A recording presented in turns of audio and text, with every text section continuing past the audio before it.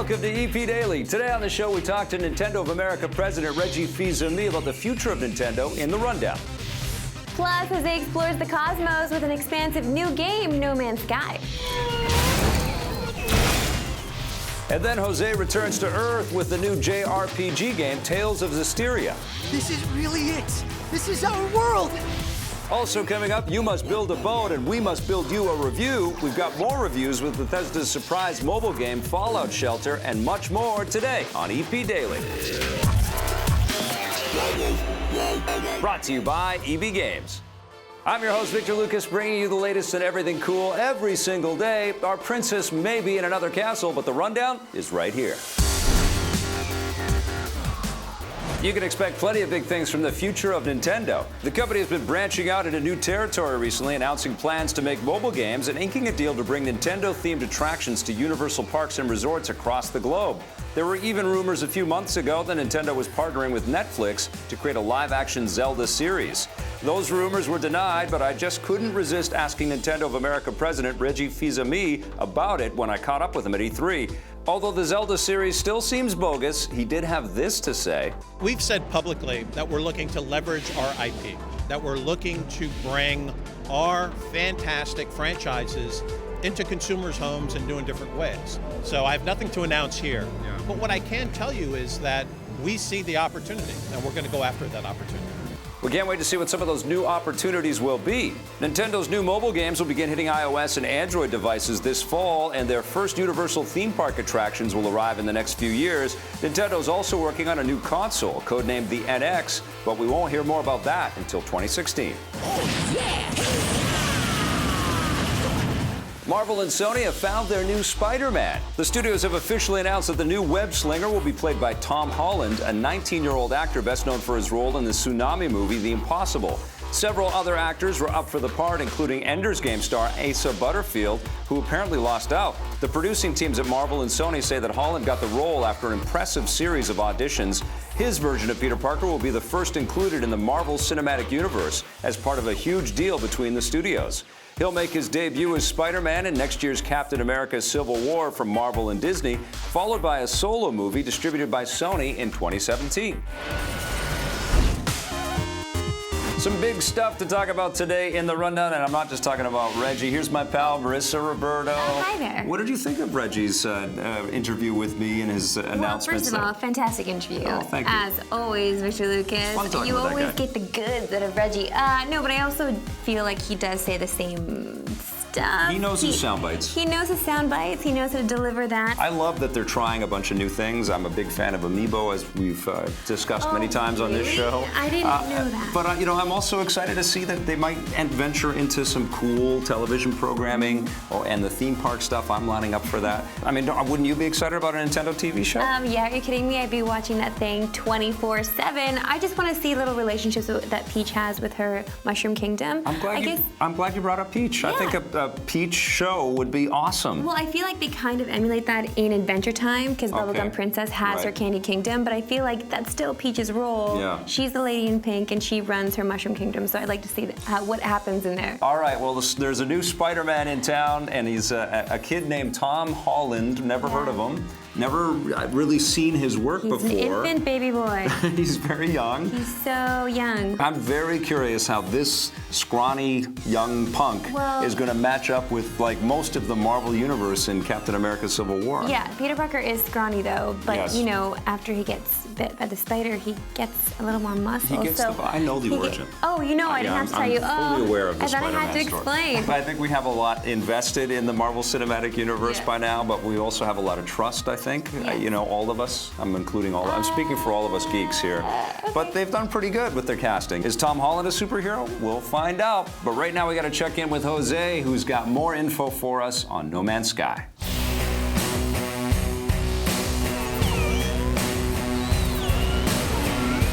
We are taking exploration to a whole new level with No Man's Sky. Tell me about the vast exploration within this game and how you guys managed to make it as big as it is. No Man's Sky is like a infinite procedurally generated universe, right? And then we just set players loose in it. And it's actually up to them what they do. Some players will explore it, but some people will be a little bit like me and be more combative and just want to be intergalactic jerks. They'll attack other ships, other freighters, the police, make trouble. They'll kill all the creatures on the planets, things like that. And then there are other people who will want to trade intergalactically, bouncing from system to system to system, collecting resources, selling them, trying to buy low and sell high. People I don't understand because it's very like a day job, but it is fun. We're this really small indie team, but we're using, I guess, the power of the PS4, power of PC, and using that to generate everything that you see around you. So rather than us building everything by hand, we are using the computer to create everything that you see. How crazy do these worlds get?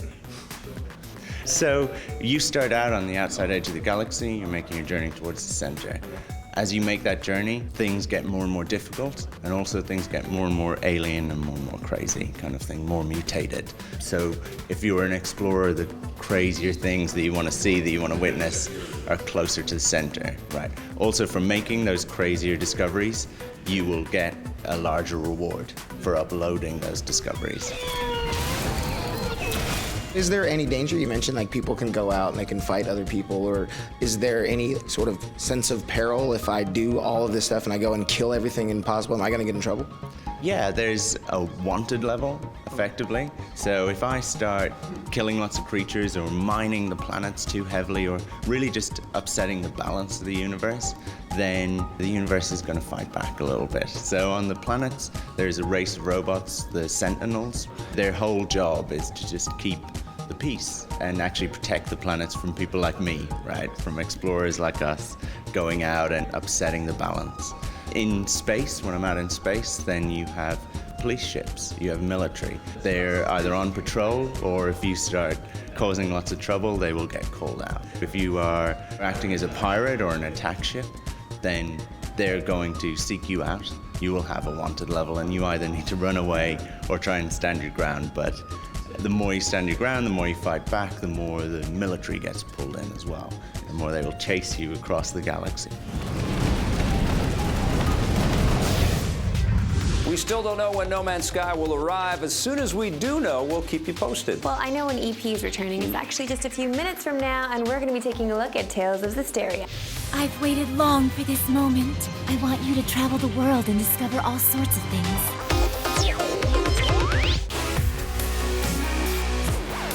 Welcome back to EP Daily. JRPGs can be a little complicated, to say the least. That's why we sent Jose to make sense of the new game Tales of Zestiria, the latest in the long-running Tales series. Take it away, Jose. What the shepherd must quell is the source of all malevolence, the being who gives rise to the Hellions. The Lord of Calamity.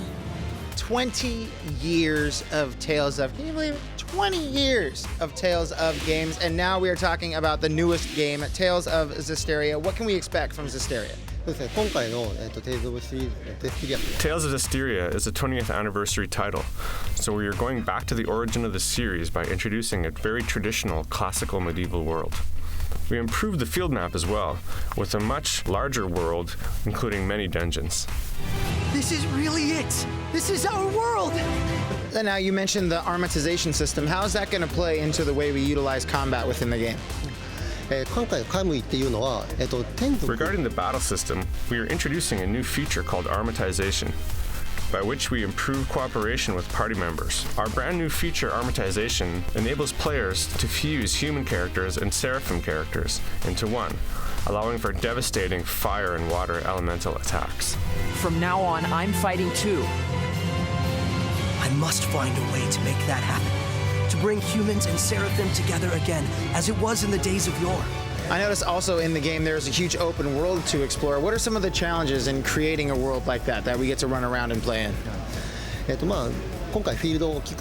Actually, it's very challenging to implement a larger open field map in Tales of Zestiria. There are so many types of environments, like cliffsides, forests, and rocky fields, giving players many new environments to fight in. And talk to me about the characters that we're going to see within the game, because I know we have humans and seraphim characters as well. まずですね、今回その登場する天族というキャラクターは Seraphim characters are generally invisible to human characters, with some exceptions, like Sore, who can hear the Seraphim. Soray, you really can see Seraphim, can't you? When are they going to put me in the game? I'm just saying, 21st anniversary, it'll be me. I'll be a playable character. I've waited long for this moment. I want you to travel the world and discover all sorts of things. Tales of Zestiria will be coming to North America this October. How is it getting here from Japan? I think they're building a boat, and so are we. EP's mobile coverage is brought to you by Gameloft, makers of Dungeon Hunter 5, which you can play for free on iOS and Android right now. Well, it's another rainy day in San Francisco, but luckily it's not raining so much that we would need to build a boat and sail away. However, if we needed to do that, we would know exactly what to do because we've been building a boat. So many boats. We must build a boat. You must build a boat. That's the game we're looking at today. Now, that's a crazy game title.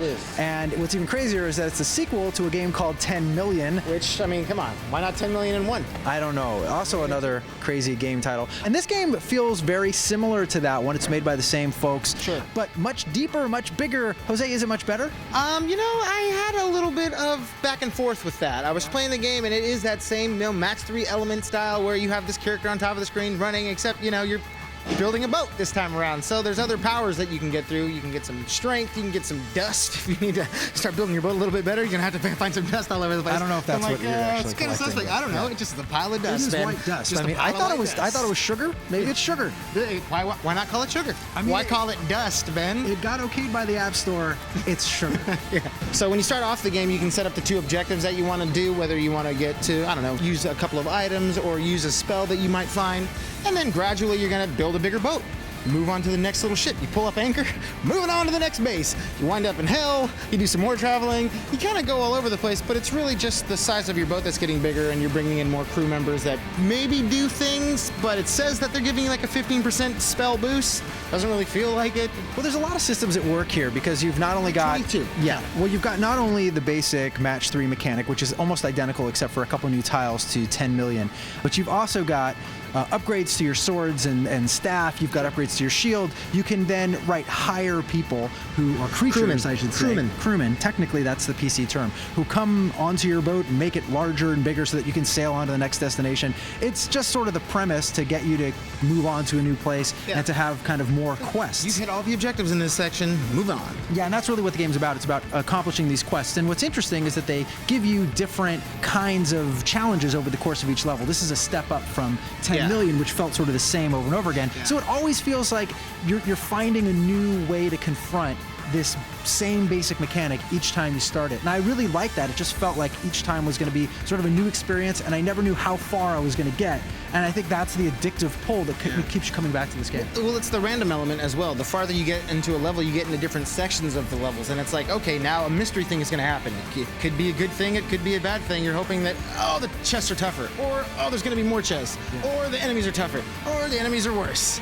So it's like, there's a little bit of the mechanic where you don't know exactly how the level's going to change up, which does add to the replayability. There's a little bit of a roguelike vibe to it in that sense, right? I don't know how this is going to play out. Hopefully it's going to be some good stuff. Hopefully I'm going to get a whole lot of loot.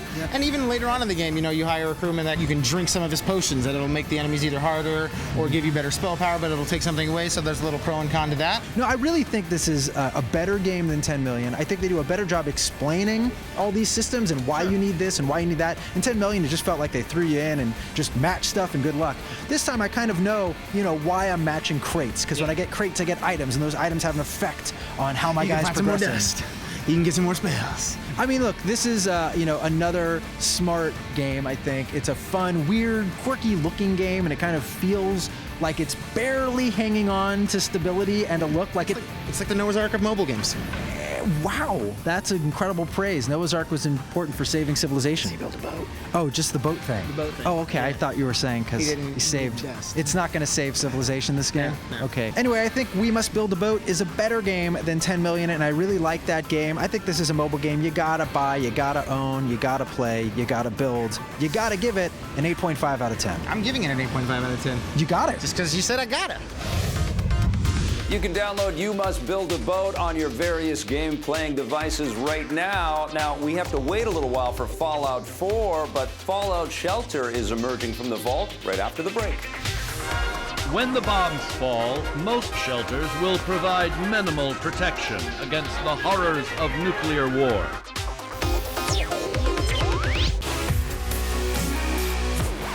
Welcome back to EP Daily. Bethesda surprised everyone this year at E3 by announcing a new mobile title called Fallout Shelter, and an even bigger surprise, they released it just a few hours after that.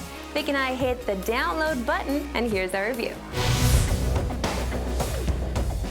EP's mobile coverage is brought to you by Gameloft, makers of Dungeon Hunter 5, which you can play for free on iOS and Android right now. When the bombs fall, most shelters will provide minimal protection against the horrors of nuclear war. As if we didn't have enough to do or enough on our minds during E3, Bethesda announces right off the top, before any of it starts, that they have a new game in the App Store. It's called Fallout Shelter, and everybody downloads right away. It became one of the top 3 downloaded games. We were all playing it at E3, every single one of us. We kept walking past people and they're taking care of their little villagers. Now this was meant to placate us because the release date for Fallout 4 has now been announced as November 10th. We all want that game right away, but Todd Howard had this mischievous little smile on his face. I like the iPad and the iPhone, and we made a game and you can get it right now, and that's what this is. It's kind of like Tiny Tower or a Sim Tower type of experience. Yes. Reminded me a little bit of the base building stuff that we've got in the current XCOM games that Firaxis is building. It reminds me a lot of the Kairosoft games as well. It's just the way, like the Mega Mall games, a lot of those, it's just you're building your own little city, but right now you're building your shelter. You're building your own vault. Yeah, you're building your vault. You can give your vault a number. That's very important. Pit-Boy often comes up and gives you prompts, which is great as well. I love the ease of just getting into the game, which is something that you need in the App Store and something you need in a freemium title like this because everybody's going to be downloading it. But the thing is with a freemium title that you do have that little nagging thing that gets to you. And then Todd did say that they didn't have any of that. They just have this one little chest thing that you can buy and you get cards in the you chest. get lunch boxes. And you can play this on the airplane. That's great. You don't have to have the constant online connection. You don't have to spend money. You can even press the fast forward button as you're waiting for things to happen because it's all resource management and resource depletion and keeping your people alive. You have to be careful with that because you want the fast forward, you want the rush to be successful. A lot of the times, even though it says 30% of the time it's going to work, let me tell you, 30% of the time it fails every time. Monsters come out. Monsters, it's roaches coming out of the ground. Things that your room is on fire because you need these resources to get your people to survive. You also want your people to procreate, so you put in a man and a woman in a bunker and you wait for them to fall in love. It doesn't take too long. They say really cute things to one another, really cheesy lines. And they go into the bedroom, they have little happy faces come out. I wonder what they're doing. And then the woman comes out pregnant and looking a little miserable, actually. She's kind of just sauntering, and the guy comes out so happy. He's just jaunting out there. It's so funny. Great reflection on reality. I know, it's so funny because you do need to make sure that everybody's happy in your vault. And one of the ways I found to make the men happy were to let them procreate. Right, of course. Because you need to make them happy some way. Well, you can also send your people, your vault dwellers, into exploration mode where they're out into the wasteland and they've got to survive for as long as... And they keep a diary. That's so funny. They send messages back and they go through hell for you people in the vault. They really do. Which is pretty funny. And then you keep adding little rooms and stuff. I just love the interface and the setup and the visuals that they've got here, obviously evoking that cheesy 1950s. Everything is great, even though it ain't. Even though it's terrible and your people will be miserable because you got to make sure that you have resources on point. And to keep those resources on point, you have to keep coming back to the game. If you don't keep coming back to the game doesn't continue for you. You have to keep going. Keep opening it up. And let me, Vic, I let my vault go for a couple of days. My people were so miserable. Some of them were dead. I had to go back in and try to revive them, spending coin in game, of course. So what happened was I spent another 2 hours just trying to revive everybody and make everybody happy. I was addicted. I was so invested in this. And I realized what would make it so much better is if I had one of those lunch boxes with all those cards that come out, because I do need that stuff and I kind of want it. And it turns out that this is actually one of the top grossing games now in the App Store as well. I mean, if you like the time you're spending with it, you got it for free. If you feel like you're getting valuable content and a valuable experience, and I would offer that you really do with this game, what's the problem with spending a little bit of money to support the development and to have an even better time rescuing and reviving all those villagers that you killed? There's no problem at all, but I just want people to know that it is a lot harder than it looks. And it's addictive as hell. It's just really, really well done, isn't it? What are you going to give it? I like it. It's getting an 8. 8 from me, too. Fallout Shelter will be hitting Android devices in a few months, and Fallout 4 will be coming out this November. Don't cower in your vault just yet, because we've got the Twitter question of the day coming up. If you want more EP, go to our website, epn.tv, for bonus content and full episodes. We're also on Facebook and Twitter.